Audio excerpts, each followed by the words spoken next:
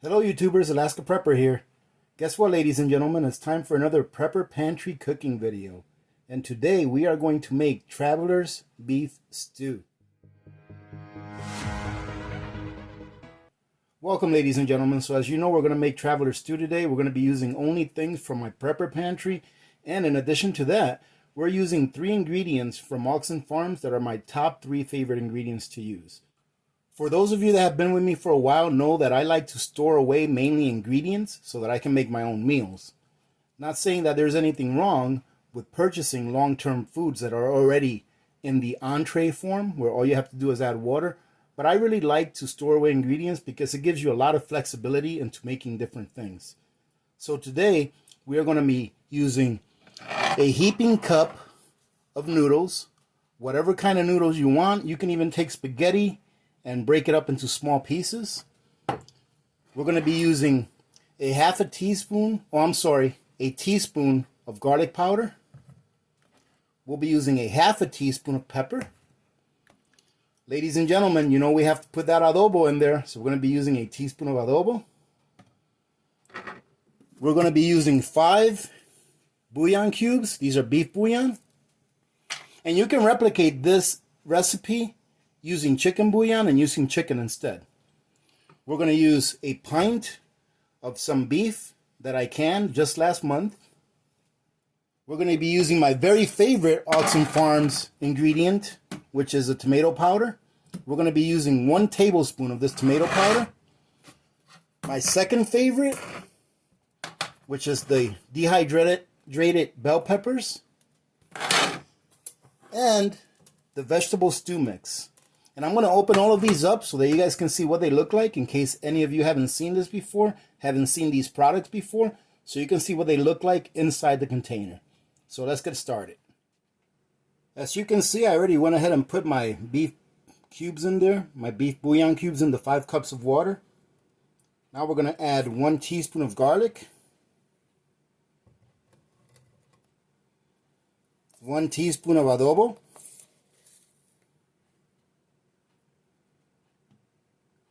and a half a teaspoon of black pepper. If you've noticed, ladies and gentlemen, I have not put any salt in here because I feel that those bouillon blocks or little bouillon cubes have plenty of salt in them. So now I'm going to go ahead and turn you guys around so that I can show you each of the ingredients that I'm going to use from Oxen Farms. That way you can see how it looks like inside the can. But before we do that, I'm going to go ahead and turn my burner on. That way this water can start getting heated up. Alright, so here is our tomato powder, and this one's already open. I've been using this one for a little bit, and that's what it looks like inside.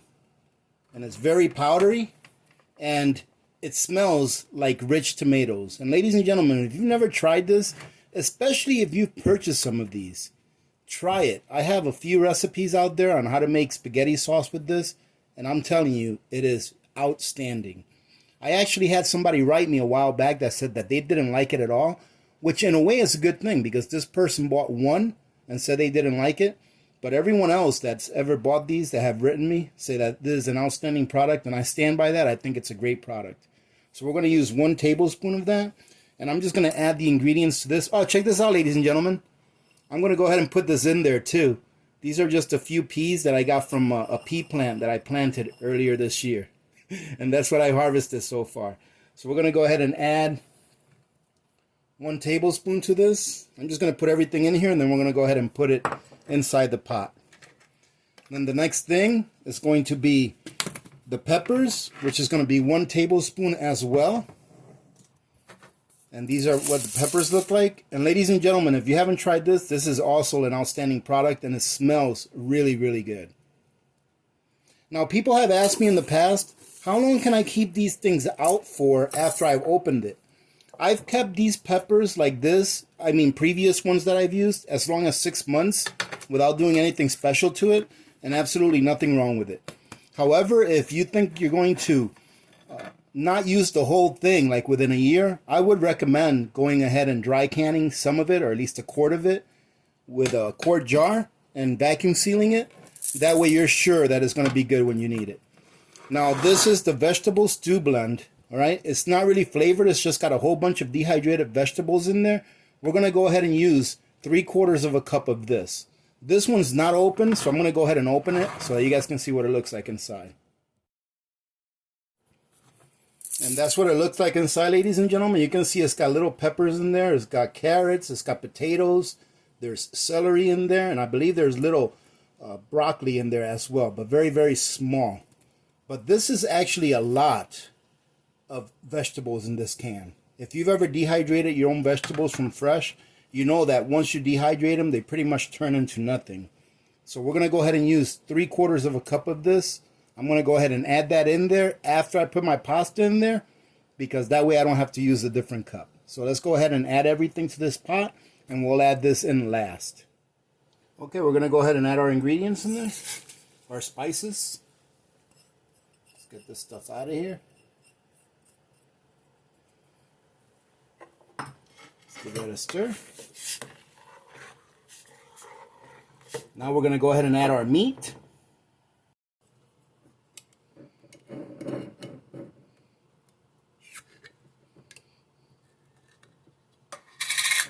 This is what our meat looks like in there. That's pretty much just beef roast. Let's go ahead and put it in there.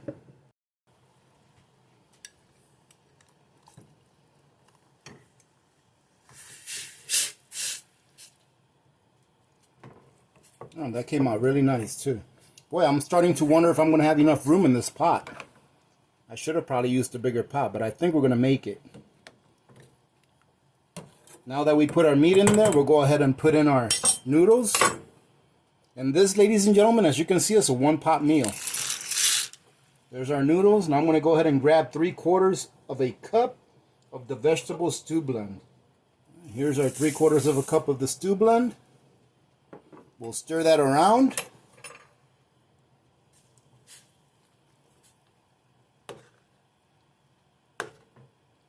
Now, ladies and gentlemen, what we're going to do is as soon as this comes up to a boil, I'm going to go ahead and put it to a simmer, and then we're going to start our timer for 30 minutes. Now that it's up to a boil, all we have to do is bring it down to a simmer, and what I'm going to do is I'm going to put it on the smallest burner on my stove, this one right here, and then I'm going to put that burner at the slowest or the lowest setting. I always do that. Alright, so we're going to go ahead and move this over. We're going to let that simmer there for 30 minutes. So I'm going to start my timer.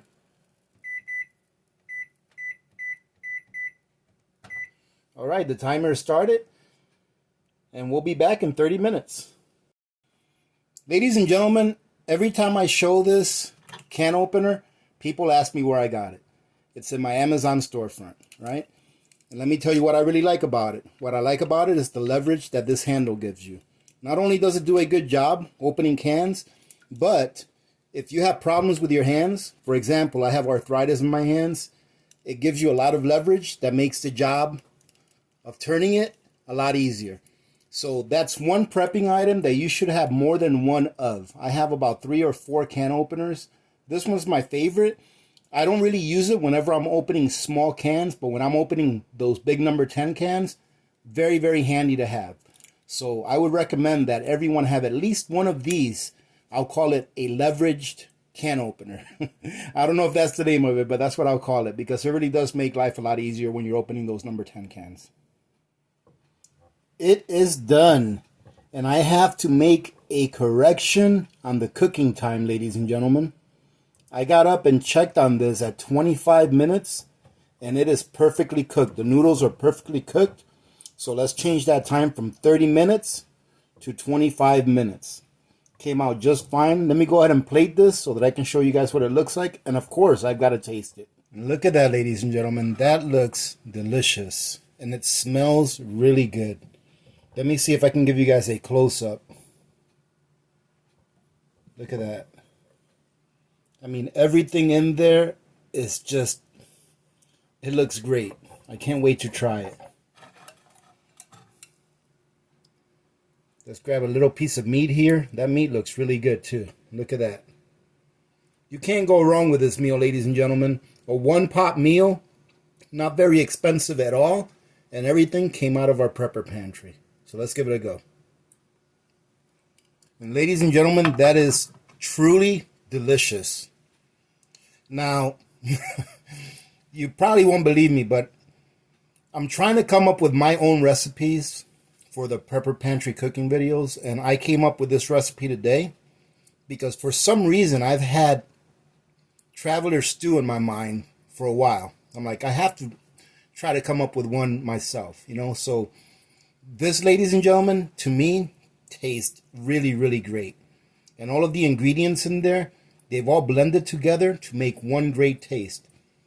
I thought that by using 3/4 of a cup of that vegetable blend, that it was going to have an oniony taste, because that vegetable blend sometimes has somewhat of an oniony taste, depending on, you know, I guess what kind of onions they used on that batch, but it's perfect. I think that something that would go really, really good with this would be one of two things. Either some toasted bread with butter on it, or some pilot crackers, or some saltines will go really good with this. It's an excellent comfort food, easy to make, and as you can see, ladies and gentlemen, this only took me about 10 minutes of prep time, and then 25 minutes of cooking on the stove. This is something that you can make for your family on a busy night instead of going and getting a #1 at McDonald's. A lot better for you. I know it's going to be filling because of the pasta in there, and the meat tastes delicious. So I hope you guys try this. If you do, let us know how you like it. Give us your honest opinion on how you like it. If I would do anything different so far, I would have probably put in some more peas and maybe some dehydrated or freeze-dried corn in there. But not saying that it doesn't taste good the way it is. I think it tastes great. All right, ladies and gentlemen. So like I said, I hope you try this recipe. And if you do, let us know how you like it. All right, let's encourage other people to start cooking on their own. That way they can get used to cooking just in case they have to resort to cooking for themselves because they can't go to McDonald's. All right, ladies and gentlemen, thank you very much for joining in. I truly do appreciate your support. I hope you guys have a great day today. Having said that, remember to be good to each other. When good people do good things happen. Remember to reach one, teach one, and repeat. If we all did this, the world would be a better place, and you know that it will be a better place. Many blessings to all of you and your families. This is Alaska Prepper. I'm out.